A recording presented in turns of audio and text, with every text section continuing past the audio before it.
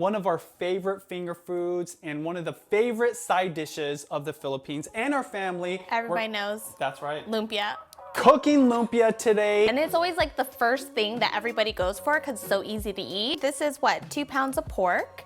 And you want to get the one that has like the fat in it because it really locks in the flavor once you put all the flavorings in. Yeah. And then we have some minced carrots. I think this was about what, 4 regular sized carrots? Regular size, it was like 3 larger ones. Green onions. You don't have green onions, you can always use yellow onions.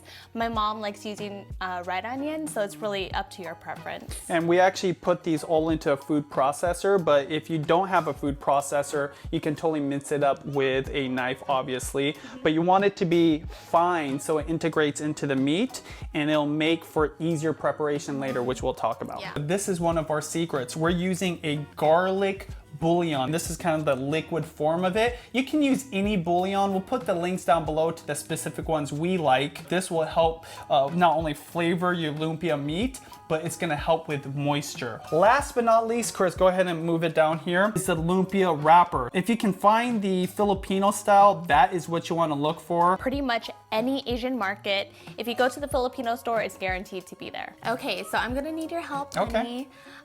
Can you do the dirty work while I help you with the seasoning? I will mix. Okay, so I'm gonna start off with pepper. So this is about, 1 tablespoon of pepper. You really wanna pepper this bad boy up. You really don't need too much salt because in the bouillon it's so much flavor and there's already sodium in there, but I do like pepper. But we do like to put the salt and pepper before we add the vegetables just to integrate it with the meat. I think that's enough. Oh yeah. Okay. Okay.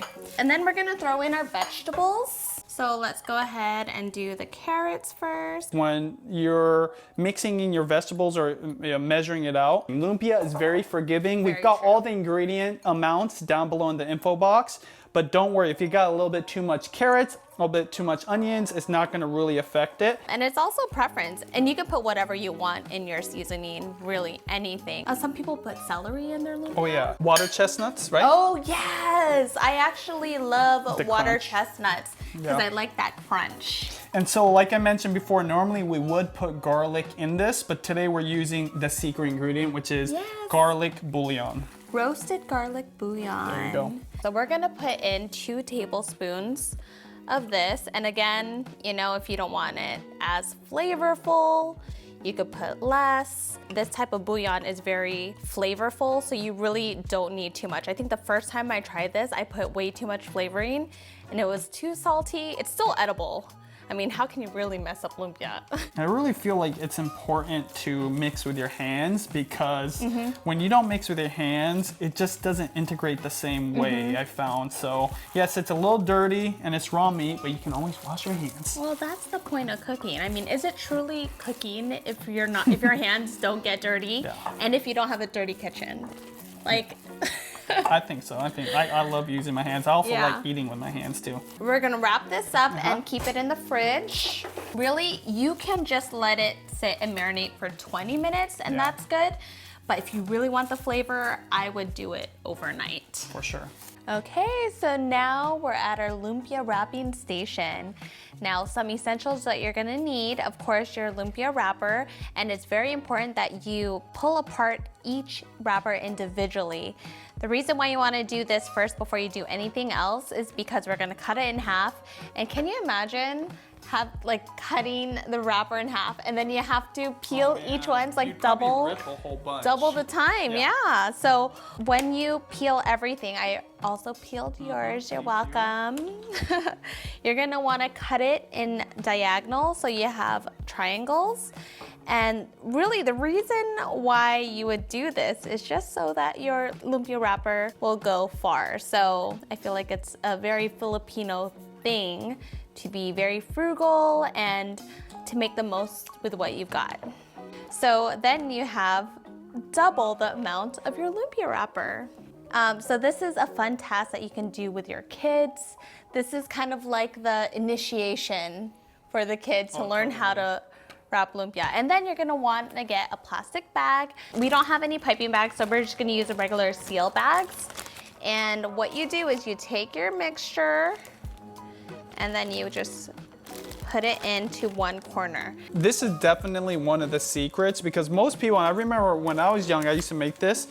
I would actually scoop it out with a spoon or with my fingers, but this is not only cleaner, it makes for a more uniformed line. So I totally like this method. And it's easy for the kids to participate in the lumpia wrapping. Kira loves cooking lumpia with mommy. So it's really sweet. It's kind of like our thing. We have egg wash to seal the lumpia wrapper, and it's easy. It's just one egg and then it's just beaten.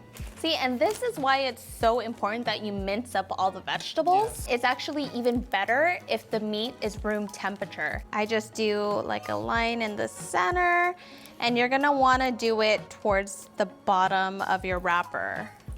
So just like this, and then wrap it tightly so that you don't have any air pockets. About halfway in, I'm gonna pull in the insides and then continue on my wrap. Once you have that little triangle, take your finger into the egg wash and then you wrap it up. Voila! Let's go ahead and wrap these and we'll move on to the kitchen. Should we have a rice? Sure. You'll win. Totally.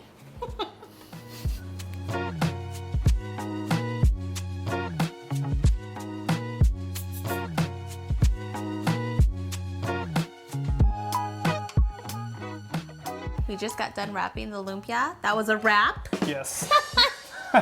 So I put this on a little bit earlier. We have the pork fat as well as canola oil, filled it up, put it on medium low, covered it, and now it's at about 325 degrees. That's what you're shooting for.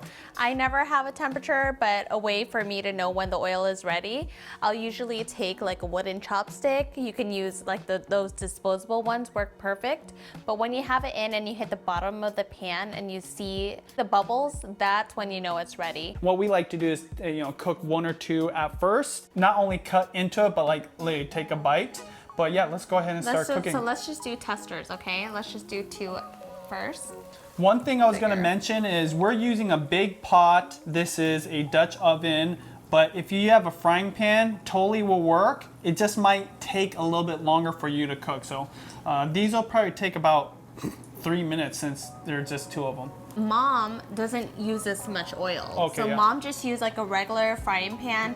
She just puts like a light layer of oil, somewhat light, and then Mom will turn it. What's good about doing like a deeper pot is that obviously it takes less time. You don't have to flip, but yeah, that's just an option if you don't have too much oil at home. One way to easily know when all your lumpia is done is when they all float to the top. So these are almost done, and after that we're gonna cook up the rest of these and then taste test. This is done. It was about 4 minutes. We just put it here. That looks good. And do a little taste test. That was, again, I rolled that one. That's why it looks funky.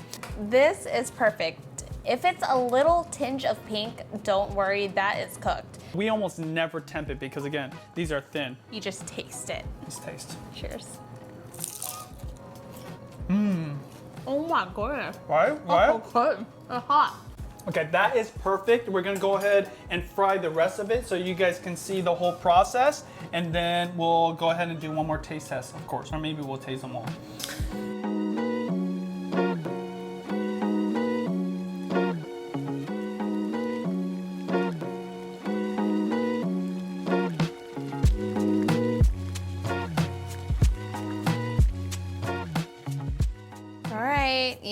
The good old classic sweet chili goes well with lumpia. It doesn't need it, but if you're a dipper, this is your go-to sauce. And we're done. It's the perfect amount of crispness. It's nice and brown. I think this is gonna be a party fave. Yeah, super delicious. Everybody loves this dish. I hope you try it at your house. All right, cheers. Hi, Daddy. Wait. Hi, you wanna try one? Cheers. Yummy.